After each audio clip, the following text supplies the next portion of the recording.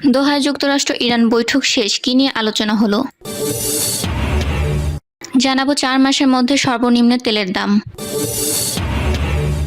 এবং সর্বশেষ জানাবো ট্রাম্প পোষা প্রাণীদের চুপ রাখবেন বলেছেন, মনিবের অবাধ্য হলে শিক্ষা দেব, ইসরায়েলের প্রতিরক্ষা মন্ত্রীকে উদ্দেশ্য করে বললেন আরাঘুচি। প্রিয় দর্শক, এতক্ষণ শুনছিলেন সংবাদ শিরোনাম, এবার জানিয়ে দেব বিস্তারিত সংবাদ। দোহায় যুক্তরাষ্ট্র ইরান বৈঠক শেষ, কি নিয়ে আলোচনা হলো? কাতারের রাজধানী দোহায় বুধবার যুক্তরাষ্ট্র ও ইরানের মধ্যকার এক দফা পরোক্ষ আলোচনা শেষ হয়েছে। তবে এ আলোচনায় স্থায়ী শান্তির পথে কোনো অগ্রগতির লক্ষণ দেখা যায়নি। বরং 2 সপ্তাহ আগে ঘোষিত অন্তর্বর্তী চুক্তিতে যেসব বিষয়ে সমাধান হয়েছে বলে দাবি করা হয়েছিল, এবারের আলোচনায় সেগুলোতেও বেশি জোর দেওয়া হয়েছে। আলোচনার বিষয়ে অবগত সূত্রগুলো জানায়, 2 দেশের প্রতিনিধিরা দোহায় 2 দিন ধরে বৈঠক করেছেন। তারা মূলত প্রাথমিক চুক্তির 2টি গুরুত্বপূর্ণ বিষয় হরমুজ প্রণালীতে জাহাজ চলাচল ও ইরানের আটকে থাকা তহবিল ছাড় করানো নিয়ে আলোচনা করেন। কাতারের পররাষ্ট্র মন্ত্রণালয় জানিয়েছে, ইরানের প্রয়াত সর্বোচ্চ নেতা আয়াতুল্লাহ আলী খামেনির জানাজা দাফনের পর পরবর্তী বৈঠক অনুষ্ঠিত হবে। 9 জুলাই তাকে দাফন করার কথা রয়েছে। সামাজিক যোগাযোগ মাধ্যমে এক্সে দেওয়া এক পোস্টে কাতারের পররাষ্ট্র মন্ত্রণালয়ের মুখপাত্র বলেছেন, গত জুনে যে সমঝোতা স্মারকের মাধ্যমে যুদ্ধ বন্ধ হয়েছিল, দোহা আলোচনায় সে বিষয়ে ইতিবাচক অগ্রগতি হয়েছে। সুইজারল্যান্ড শীর্ষ সম্মেলনের ফলাফলের উপর ভিত্তি করে এ আলোচনা এগিয়ে যাচ্ছে। এদিকে ওয়াশিংটনে যুক্তরাষ্ট্রের প্রেসিডেন্ট ডোনাল্ড ট্রাম্প বলেছেন, ইরানের পরমাণু কর্মসূচি সীমিত করার বিষয়ে 2 পক্ষই এগিয়ে যাচ্ছে। মূলত এই পরমাণু কর্মসূচির কারণে গত ফেব্রুয়ারিতে ইসরায়েলকে সঙ্গে নিয়ে যুদ্ধ শুরু করেছিলেন তিনি। ট্রাম্প সাংবাদিকদের বলেন, ইরানকে পারমাণবিক অস্ত্রমুক্ত করার কাজ ভালোভাবে এগিয়ে যাচ্ছে। তাদের মধ্যে খুব ভালো আলোচনা হয়েছে, এখন দেখা যাক কি হয়। তবে সূত্রগুলোর দাবি, এবারে আলোচনায় পরমাণু কর্মসূচি বিষয়টি ওঠেনি। আলোচনা মূলত কারিগরি বিষয়ের মধ্যে সীমাবদ্ধ ছিল। যুক্তরাষ্ট্রের ভাইস প্রেসিডেন্ট জেডি ভ্যান্স জানিয়েছেন, পরমাণু ইস্যুটি পরে বিবেচনা করা হবে। সাংবাদিকদের তিনি বলেন, পরমাণু ইস্যু নিয়ে আমরা অবশ্যই চিন্তিত, আমরা এ বিষয়ে আলোচনা শুরু করতে যাচ্ছি। কাতারের পররাষ্ট্র মন্ত্রণালয় জানিয়েছে, কাতার ও পাকিস্তানের মধ্যস্থতাকারীদের সঙ্গে যুক্তরাষ্ট্র ও ইরানের প্রতিনিধিরা আলাদা বৈঠক করেছেন।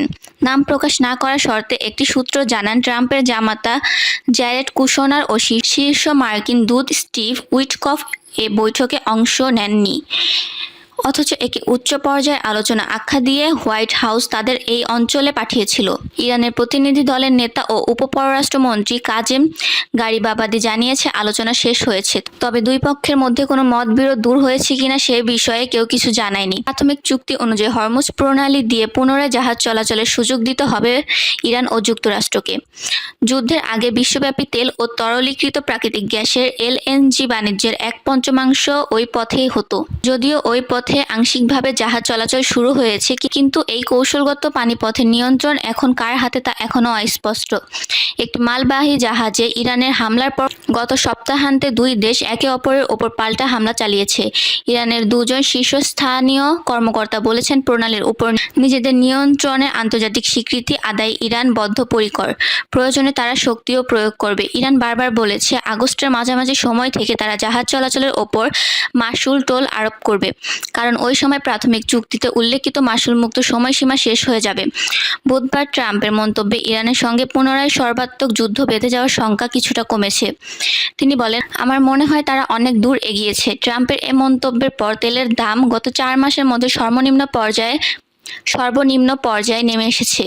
যুদ্ধ শুরুর পর এই প্রথম বিশ্লেষকেরা তেলের দাম কমার পূর্বাভাস দিলেন।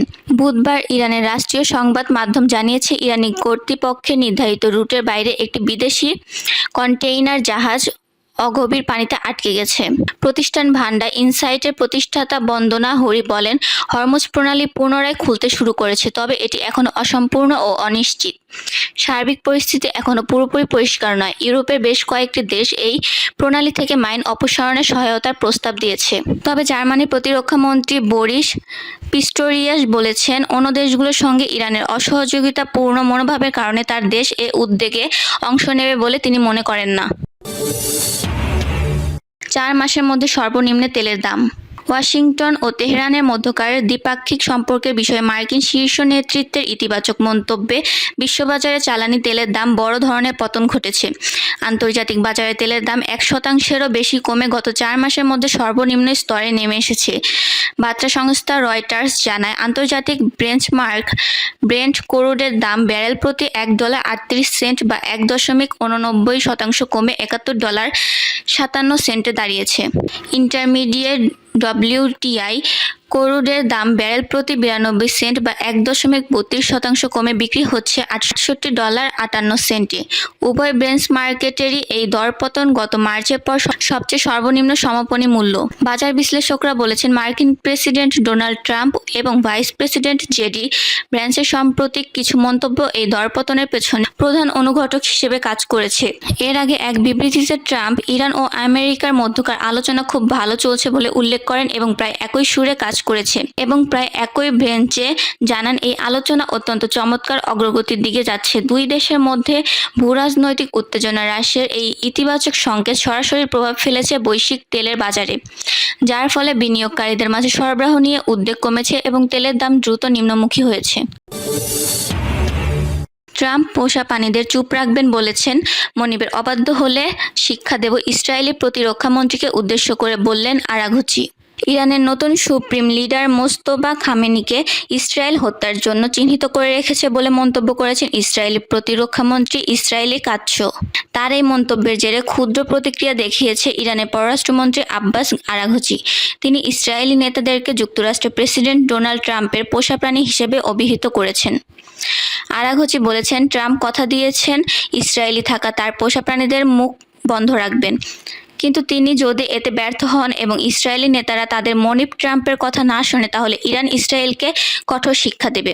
বুধবার 1 জুলাই মাইক্রো ব্লগিং সাইট এক্সে আরাঘচি এ নিয়ে লিখেছেন, ইসলামাবাদ সমঝোতা স্মারকের ধারাগুলো স্বচ্ছ কাচের মতো পরিষ্কার। এই চুক্তিতে কি কি শর্ত রয়েছে তা দেখতে সবার জন্য উন্মুক্ত রাখা হয়েছে। প্রেসিডেন্ট ট্রাম্প তার তেল আবিবের ইসরায়েলের পোষা প্রাণীদের মুখ বন্ধ রাখার ব্যাপারে প্রতিশ্রুতি দিয়েছেন। যদি তারা তাদের মনিবের কথা না শোনে, তাহলে ইরান তাদের শিক্ষা দেবে। ইরানের নেতৃবৃন্দের ওপর ইসরায়েল কোনো ধরনের হুমকি তৈরি করলে তাৎক্ষণিক ও শক্তিশালী প্রক্রিয়া দেখানো হবে বলেও হুমকি দেন তিনি। টানা 40 দিন যুদ্ধের পর গত 8 এপ্রিল যুক্তরাষ্ট্র ও ইরান যুদ্ধবিরতিতে পৌঁছায়। এরপর 2 সপ্তাহ আগে যুদ্ধ স্থায়ীভাবে বন্ধে 60 দিনের একটি সমঝোতা স্মারকে সই করে দুই দেশ। এতে বলা আছে, যুক্তরাষ্ট্র ও ইরান এবং তাদের মিত্র একে অপরের ওপর কোনো ধরনের হামলা চালাবে না।